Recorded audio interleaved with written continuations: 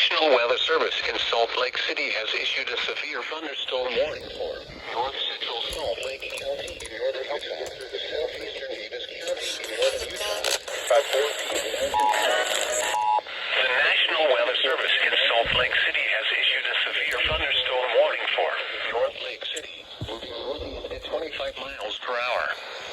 Hazard, 60 miles per hour wind gusts. Source, radar indicated. Expects damage to roofs, siding, and trees.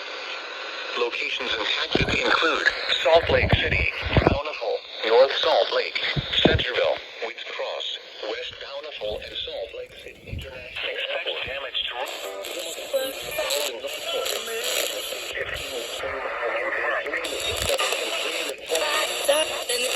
Centerville, Wheats Cross, West Bountiful, and Salt Lake City International Airport.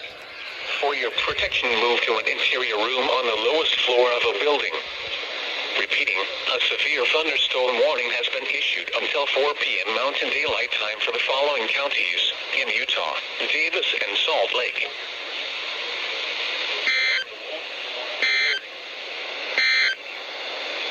The